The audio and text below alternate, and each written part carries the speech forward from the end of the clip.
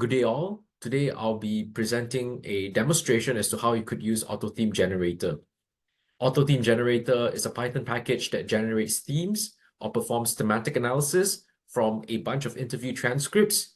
It does so using OpenAI's GPT-4 models, and it is designed to be user-friendly and relatively easy for qualitative researchers who may have minimal experience in the Python programming language. So what is needed is that you need an OpenAI API key, which I'll show you shortly how to obtain. You will need all your transcripts to be saved in a folder, and you either need to have Jupyter Notebook installed in your local system, or alternatively, you could just use Google Colab, which is the easier option.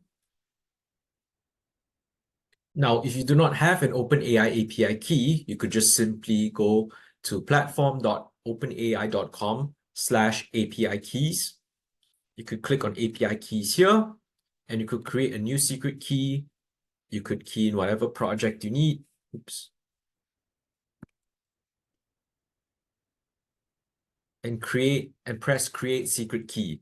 It will generate a OpenAI API key for you, which you could then use on AutoThemeGenerator to generate themes from interview transcripts. In addition, if you have any problems or you would like to know in detail as to how you could use AutoThemeGenerator, you could always refer to our documentation website.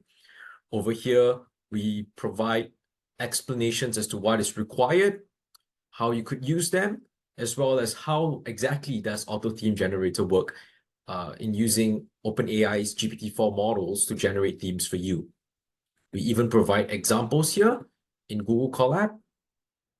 And this is the example that I'll be using and demonstrating shortly. All right, so the first thing that you want to do is pip install AutoThemeGenerator.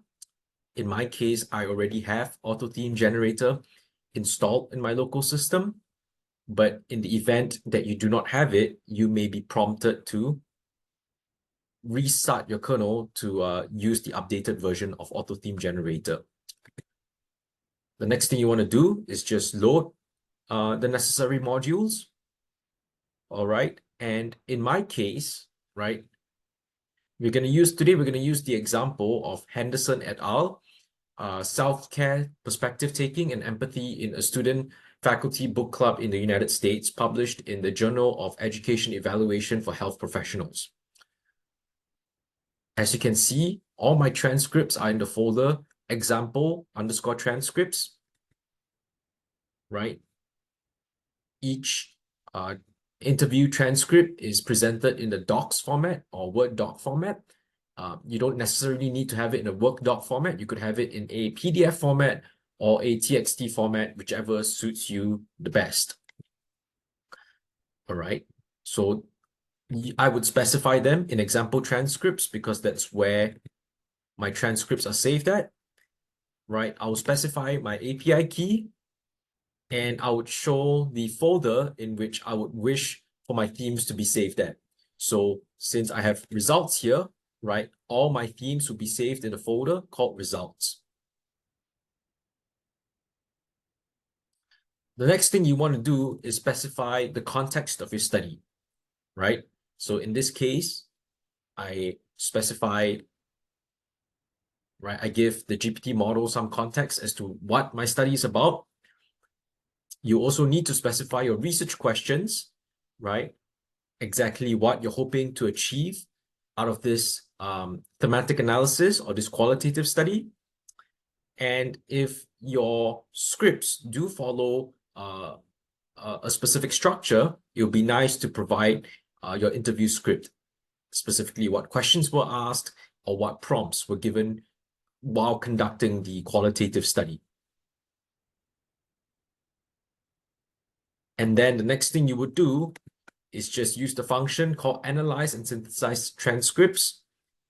You would specify, again, the path as to which your transcripts are saved at. In my case, I have already specified directory path in example transcripts. You will specify the context of your study.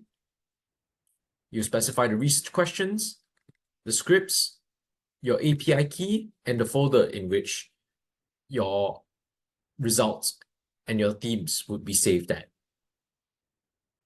Okay, the next thing I would do is I'll just simply run them, and it would generate the themes for me. So as you can see here, right, you could monitor the performance as to how long you would anticipate the GPT-4 model would take to analyze and process the transcripts to generate the themes, right? But for right now, I would just be skipping through this part, and we would see how the themes would look like upon the analysis from the GPT-4 models. Okay, now that all my transcripts have been analyzed and the GPT model has extracted the themes, let's just see how they look like.